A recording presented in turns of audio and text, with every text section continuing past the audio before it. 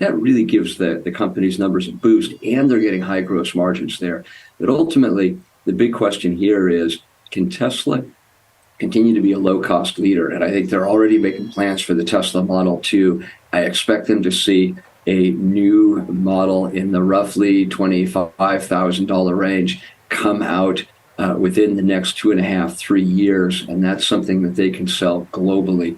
If Elon can execute on that vision, I don't think anybody's stopping him. 안녕하세요. 최근에 미국 증시는 엄청난 하방 압력을 받고 있는데요. 그 중에서도 기술주를 중심으로 된 나스닥이 엄청나게 떨어지고 있습니다. 전쟁이 터지면 자연스럽게 인플레이션이 올라갈 수밖에 없죠. 유가를 비롯해서 공급망 문제까지. 그렇다면 정부의 빚은 계속해서 늘어갈 수밖에 없습니다. 정부뿐만 아니죠. 개인분들도 월급에서 많은 퍼센테이지를 이자 내는 것에 현재 치중을 하고 있는데요. 그러면서 신용카드 부채는 하늘 높은 줄 모르고 계속해서 솟아오르고 있죠. 그렇지만 가장 중요한 것은 파월령은 강력하게 금리를 내리고 있지 않습니다. 여전히 경제가 둔화가 되고 있지 않다라고 보는 것일까요? 하지만 걱정할 필요는 없습니다. 투자자분들이 볼 것은 결국 큰 그림이 아닙니까? 2010년부터 인터넷 스마트폰 세상이 열렸고 메타, 애플, 구글, 아마존과 같은 기업들은 엄청난 성장세를 보여줬죠.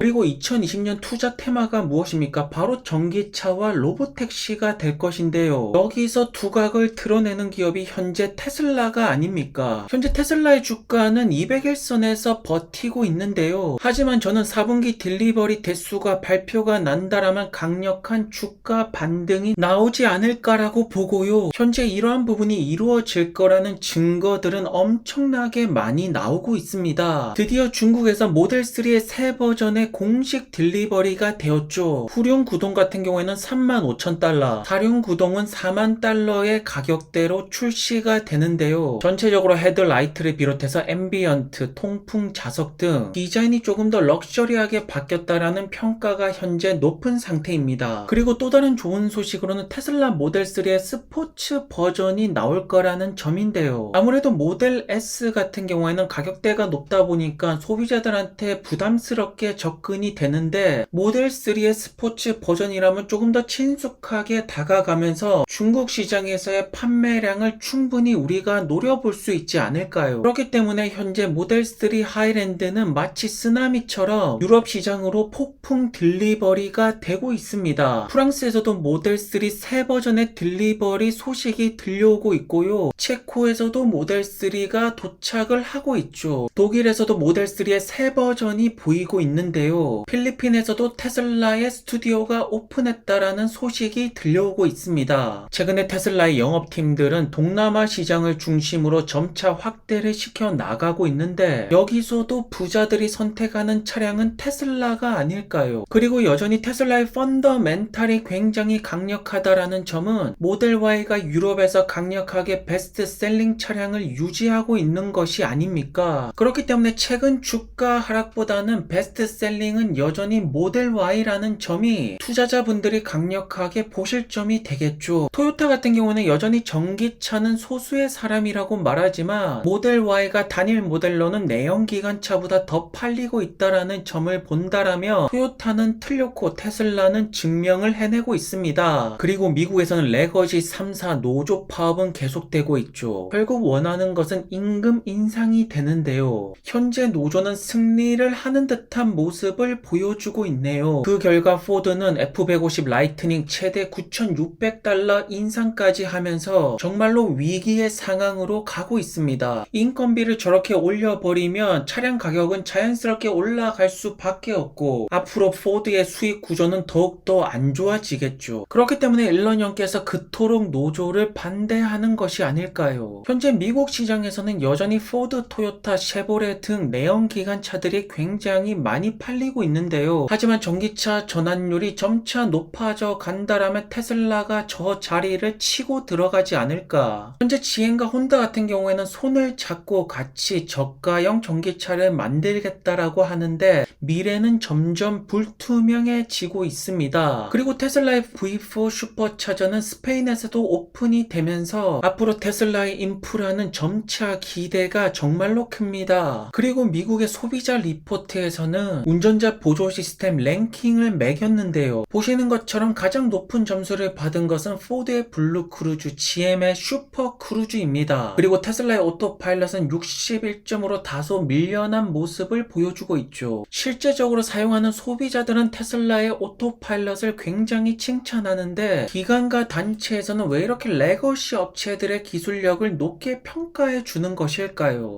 I have to ask you, Susie, what is the return on your portfolio? Negative 20%. No. So it depends. I have some serious losers at this point. However, I don't care. I want to buy a stock and I hope it goes down and I hope it goes further down and down so I can accumulate more. Palantir is a perfect one.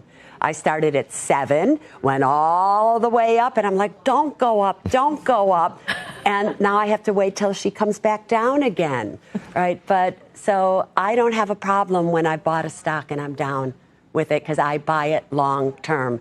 I'm not a trader with it. 아무래도 투자자분들에게 가장 사랑받는 성장주 종목 두 가지가 테슬라와 엔비디아가 아닐까 싶은데요. 하지만 여전히 아직까지 알려지지는 않았지만 굉장히 놀라운 성장주가 있죠. 그것이 바로 팔란티어입니다. 최근에 팔란티어를 보고 바닥을 잡은 것이 아닐까 이런 의견들이 종종 나오고 있죠. 과연 바닥을 잡은 것일까요? 현재 팔란티어의 주가는 51선을 터치를 하고 있고 여기서 지금 왔다 갔다 거리고 있죠. 하지만 팔란티어에 대한 가치를 높게 보시는 분들은 적어도 201선까지 떨어져서 죽을 수 있는 기회를 돌라고 말하십니다. 왜냐하면 팔란티어가 단기간에 너무 급격하게 올라갔기 때문에 긴 플랜을 가지신 분들에게는 조금 당황스러울 수밖에 없죠. 그만큼 팔란티어가 떨어지면 매수하기를 기다리는 분들이 정말로 많다라는 뜻이 아니겠습니까? 하지만 팔란티어의 주가에 대한 결과는 11월 2일 실적 발표 때 날 것이고요. 물론 계속되는 추가 계약이 나오고 있지만 그것이 3분기가 아니라 4분기에 반영이 될 수도 있고 우리가 이 부분에 대해서 100% 확신은 할 수가 없습니다. 하지만 적어도 가장 중요한 것은 흑자가 반드시 유지가 되면서 S&P 500 편입 조건을 달성하는 것이 가장 중요하겠죠. 하지만 팔란티어의 주가가 워낙 급등을 했기 때문에 월가에서는 굉장히 베어리시하게 보고 있는데요. 그 결과 공매도 금액들도 굉장히 많이 올라간 상태죠. 그러면서 숏스키즈가 뜰 수가 있는 종목이 팔란티어라고 말씀을 하시는데요. 결국 이번 연도에 $20를 넘길 수 있다 없다는 11월 2일날 실적 발표 여부에 따라서 결과가 달라지지 않을까요? 하지만 조금 더 장기적으로 본다라면 설사 11월 2일날 조금 실망스러운 숫자가 나오더라도 앞으로 팔란티어의 정부 웹 서비스, 파운드리, AIP 등 점점 기업으로 침투를 하고 있다라는 점을 투자자분들은 주목해야 될 것입니다. 그리고 루시드는 굉장히 좋은 소식이 사우디에서 들려오고 있죠. 중동 책임자 술탄 형께서 수천 대의 오더가 지금 들어오고 있다라고 말씀을 하시는데요. 아무래도 루시드의 주가가 떨어진 것이 주문이 떨어지면서 생산 판매가 줄어들었죠. 그러면서 주가 하락이 굉장히 크게 나왔는데요. 한국 사람들이 현대차를 많이 사고 중국 사람들이 비아디 차량을 엄청나게 주문하듯이 사우디에서는 루시드 에어를 굉장히 많이 주문하는 것 같아 보입니다. 결국 수천 대의 오더가 들어오고 있다는 것은 향후 매출 상승에 충분히 우리가 긍정적으로 볼 수가 있을 것인데요. 중동 지역의 수많은 부자들이 람보르기니를 몰고 있지만 여기에 국뽕이 가미가 된다면 루시드 에어 사파이어로 갈아타지 않을까요? 중국을 보시면 아시겠지만 국가 정부 파워가 굉장히 세죠. 그래서 강제적으로 전기차 전환율을 굉장히 많이 올렸는데요. 사우디 역시나 정부 파워가 굉장히 세기 때문에 전기차 전환율을 강제로 올리지 않을까. 그리고 그 부분에서 혜택을 받을 수가 있는 것이 아무래도 루시드일 수밖에 없죠. 그렇기 때문에 거듭해서 말씀을 드리지만 판매 대수 미국보다는 사우디와 중동 지역에서의 상승을 우리는 주목해야 되지 않을까. 그리고 현재 흘러가는 추세를 본다면 폭스바겐이 중국 진출을 위해서 타오펑에 투자를 하면서 파트너십을 맺었죠. 스텔란티스 역시나 림모터랑 파트너십을 맺으면서 최근 추세가 아무래도 중국 진출을 위해서는 중국 기업과 파트너를 맺기 시작하는데요. 그렇다면 루시드 역시나 중국 파트너십으로 중국 진출이 아주 유력해 보이고요. 현재 에스턴 마틴의 대주주 중에 하나가 지리 자동차인데요. 사우디 아람코랑 지리 자동차도 조인트 벤처를 맺은 상태죠. 그렇기 때문에 루시드의 중국 파트너가 나온다라면 역시나 지리 자동차가 가장 유력하지 않을까. 그렇지만 루시드의 경영진은 루시드는 자동차가 아니다 예술이라고 표현을 하죠. 예술을 하면 돈을 벌지 못합니다. 비즈니스를 해야지 돈을 버는 것이 아닐까요? 우선 중동 지역의 부자들이 애국심을 가지고 루시드 에어를 많이 주문하기를 기다리는 것이 좋을 것 같고요. 중동 시장에서의 루시드 판매량이 늘어난다라면 다음 무대는 당연하게도 중국이 될 것입니다. 그리고 사우디에서의 충전소 인프라는 PIF에서 당연하게도 담당을 하게 되지 않을까. 현재 포르쉐의 타이칸 전기차는 성공 스토리를 이어가고 있다라고 말하고 있죠. 왜냐하면 꽤나 좋은 판매 대수를 계속해서 보여주고 있습니다. 하지만 가장 무서운 점은 타이칸 이후의 후속 모델로 마칸 전기차를 준비하고 있죠. 카이엔이 아니라 마칸이기 때문에 조금 더 저렴한 가격으로 나올 예정인데, 그렇다면 그래비티의 퓨어 버전의 가격대가 얼마나 떨어뜨릴 수가 있을까? 그래비티가 너무 비싸면 안 됩니다. 그리고 루시드는 독일에서 파이낸셜 서비스가 가능하다라고 하는데요. 독일에서 올해 판매 대수가 2자릿수 밖에 안 되죠. 현재 유럽 시장에서의 판매는 잘 안 이루어지고 있습니다. 그리고 미국 시장에서는 계속되는 드림 투어를 하고 있는데요. 지금 여기에 엄청난 돈을 쏟아붓고 있지만 1, 2, 3분기 판매 대수 상승은 나오지 않았습니다. 그렇기 때문에 이제는 마케팅 전략을 바꿀 때가 아닐까.